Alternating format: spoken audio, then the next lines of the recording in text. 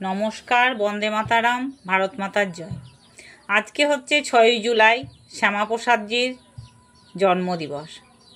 আজকে পরম শ্রদ্ধেয় ডক্টর শ্যামাপ্রসাদ মুখোপাধ্যায়ের জন্মদিবস পালন করে আমরা নিজেরা ধন্য হলাম।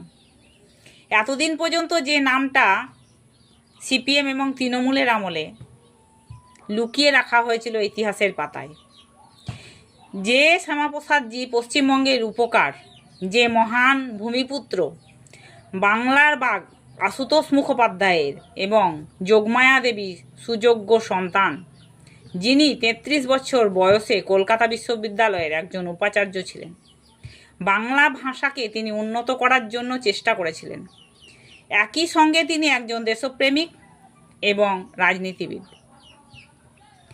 মুসলিম লীগের তিনি কঠোর প্রতিবাদ করেছিলেন এবং বঙ্গভঙ্গের সময় তিনি তীব্র আন্দোলন করেন বাংলাকে ভাগ করা নিয়ে। কাশ্মীরে তিনি প্রবেশ করার সময় কাশ্মীর সরকার তাকে গ্রেপ্তার করেন।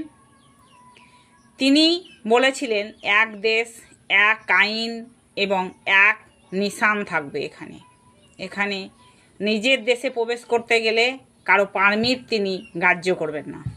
এই যে এক সাহসী মহান যোদ্ধা, ভূমিপুত্র, যাকে কাশ্মীর সরকার কি করেছিল, জেলে ভরে দিয়ে তার জ্বর হয়েছে বলে তার মৃত্যু ঘোষণা করা হয়েছিল।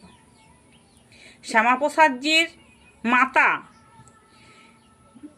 যে মৃত্যু রহস্য শ্যামাপ্রসাদজির, সেটা উদ্ঘাটন করার জন্য তৎকালীন প্রধানমন্ত্রী জওহরলাল নেহরুর কাছে আবেদন করেন যেন তদন্ত হোক, কিন্তু সেই তদন্ত হয়নি।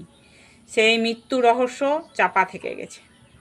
তিনি হয়তো আজ আর এই আমাদের কাছে নেই, কিন্তু সমস্ত পশ্চিমবঙ্গবাসী তার দেখানো পথে চলছে। সকলে তিনি যে হিন্দুদের জন্যে আলাদা রাষ্ট্র ঘোষণা করতে চেয়েছিলেন, তার জন্য তার দেখানো পথেই বিজেপি সরকার আজকে এগিয়ে চলছে। নমস্কার।